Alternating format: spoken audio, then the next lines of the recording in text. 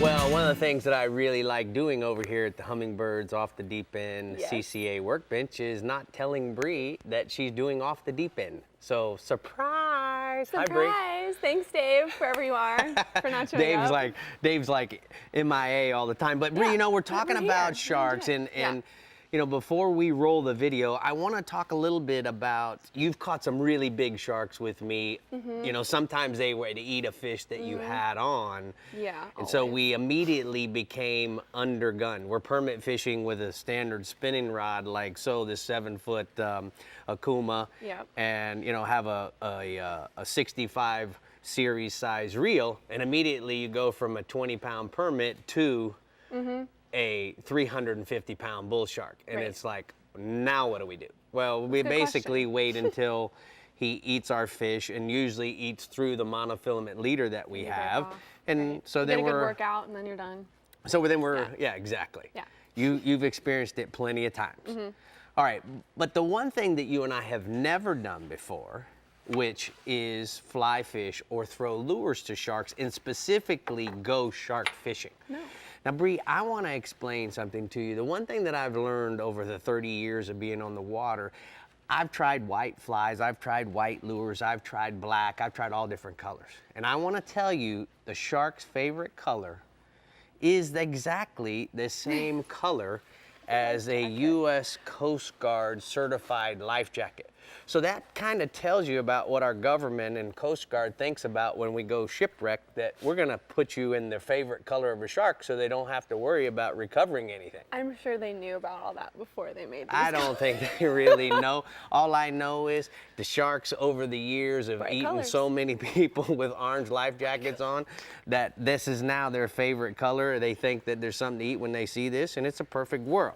So let's We can all tell that Rick does not ever get in the water. No, ever, we for that don't. reason. And the reason that this part of the we doesn't get in the water is because I can take you when we go shark fishing. Let's roll this tape, and I want to show you what happens, Bree.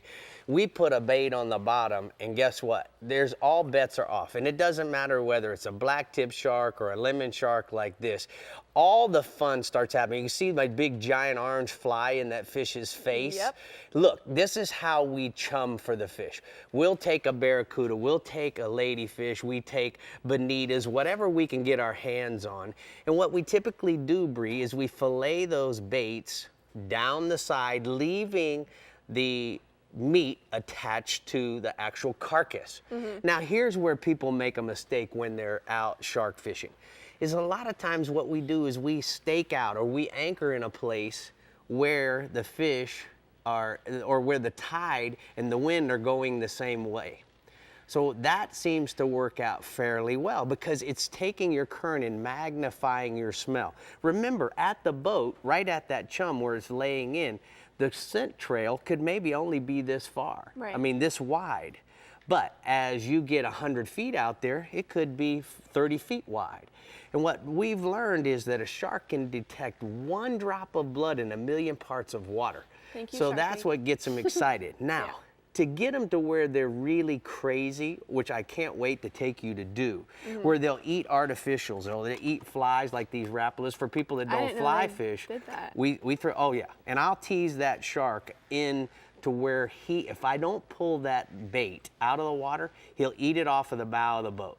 So the key is that when you have the tide going in the opposite direction of the wind, this is a time when you actually want to drift.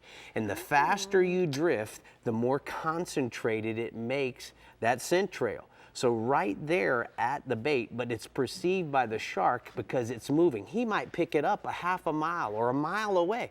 But as you see him coming in, and there's do this zigzaggy type of pattern, because once he gets to the edge of the smell over on this side and it starts to be diluted, he turns around and comes right back into the smell again. And as long as he's got a lot of that smell, he's coming closer to us and closer to us. And the closer he gets to the boat, the faster he goes. That's what makes them go in a frenzy. When we caught the world record tiger shark on a fly, that shark, and a lot of people don't know this, that shark ate a fly, he ran off, we end up breaking him off. Fight him for 15 minutes, break him off, and I tell the guys, like, he's cussing and everything. I lost the world record tiger shark. Don't worry about a thing. I idle up to the fish, I drop the barracuda over. We started drifting away. I had enough time to tie on another fly. 10 minutes later, here comes the same tiger shark, comes running in, throw the fly to him, he eats it, and I gaff him in 7 minutes. World record right there, laying in the boat, Pat Ford. Nice. Bomb dog. Well, of course, you're Rick Murphy. So No, it has nothing to do with it. It has. Oh, good. It I'm has so to glad do you with said that. knowing. It has to do with knowing what right. they're going to do. Right. You did You such know. a great job Thank over you. here. I feel like we should rename it Hummingbird Story Time with Rick. How about that?